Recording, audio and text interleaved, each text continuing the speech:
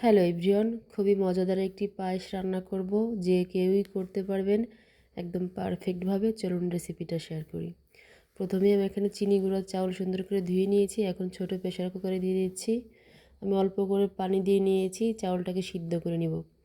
আমি 3টা সিসি দিয়ে নিব। এভাবে রান্না করলে হয় কি, যারা ধরেন রান্না করেন চাউলটা তাড়াতাড়ি সিদ্ধ হতে চায় না, এভাবে রান্না করলে চাউলটা তাড়াতাড়ি সিদ্ধ হয়ে যাবে। তো আমার ভাতটা রান্না করে নেওয়া হয়ে গেছে। এখন দুধ দিয়ে দিচ্ছি। এখানে 1 লিটার দুধ আছে। দিয়ে দিচ্ছি গোটা গরম মশলা, 2টি এলাচ, 2 টুকরো দারচিনি, দিয়ে দিচ্ছি তেজপাতা, স্বাদ মতো লবণ। সুন্দর করে জাল করে নিব।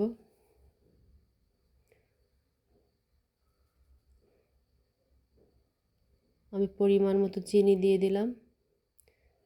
দুধটা এভাবে ঘন হয়ে আসছে, দেখতেই পাচ্ছেন। এখন গোটা কিশমিশ দিয়ে দিলাম। এখন দিয়ে দেবো আগে থেকে সিদ্ধ করে রেখেছিলাম সেই চাউলটা। আমি সুন্দর করে দেখেন চামচ দিয়ে সুন্দর করে গলিয়ে নিয়েছি, মানে সিদ্ধ করে নিয়েছি। এখন দিয়ে দিলাম। এভাবে পায়েস রান্না করলে খুবই পারফেক্ট হয়। এখন মিশিয়ে নিব। দেখেন কতটা সুন্দর হয়েছে। তো আমার পায়েসটা পারফেক্টলি হয়ে গেছে। এখন নামিয়ে নিব। আপনাদেরকে একটু পরিবেশন করেও দেখাবো, দেখতেই পারবেন।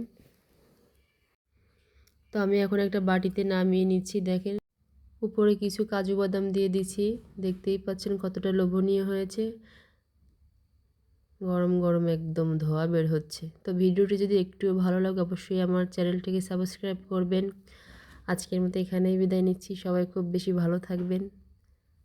Thank you for watching. আল্লাহ হাফেজ।